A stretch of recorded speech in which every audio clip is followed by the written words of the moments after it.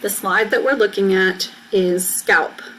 So what we see here is a model of human skin, hairy skin on the left-hand side, and we can see several hair follicles with hair emerging from the apical surface. On the left, we see a microscope slide for scalp, and this large brown structure that we see here is the shaft of a hair emerging from the apical surface of the tissue. This darkly staining layer right here is the epidermis. Deep to the epidermis, we have a large area of dermis, and then an area that we can't quite see yet, but as we move the slide downward, we will see the hypodermis. I want to draw your attention to the model for a moment, and you will notice on your slide in the laboratory that you may not have as perfect of a hair shaft as we have on the slide that you'll see today. You may see a hair follicle where the shaft does not seem to emerge all the way from the top of the epidermis. It may look as though it's burrowed into the epidermis, and that's just a slight imperfection in the level of depth at which they cut that slide. So don't get discouraged if it looks a little bit more like this model and a little less like the slide that we're showing you today. So the first thing that we want to focus on this slide is this area right here. You'll notice on both the model and on the microscope slide that we have a gland that's attached to the hair follicle. If we move to the 10x objective, we can see that gland in a little more detail.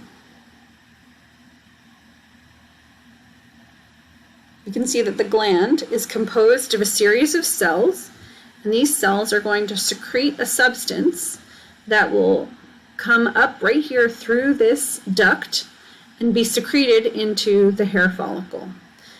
That secretion will help to lubricate the hair, moisturize the hair, and as the hair is moved, it will help to moisturize the apical surface of the skin as well. Another structure that we can see here on our microscope image and on our model is the arrector pili muscle.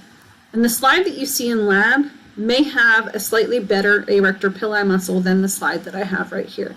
This is not the best arrector pili muscle, but it has the best hair follicle and hair shaft. So the arrector pili muscle is made of smooth muscle, and as that smooth muscle contracts, it raises the hair follicle up to the surface of the skin, and that's where we get goosebumps. If we move back to the 4x objective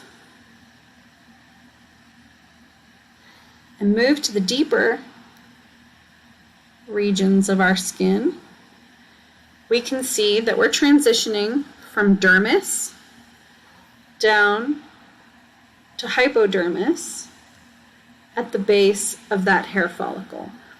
So now we are able to see the adipose tissue of the hypodermis, and we can see this beautiful hair follicle here with the bulb and the root of the hair intact. Other areas of this slide that are of interest to us are a series of glands that we can see. So on the model, you're able to see the base of a sweat gland, which we see here and here. And on the microscope, you need to remember that this is a sagittal incision, a section of this tissue, and you're not going to see the complete coiled structure. You're only seeing a cross-section of that. That gland would extend all the way to the apical surface and emerge at the apical surface of the skin.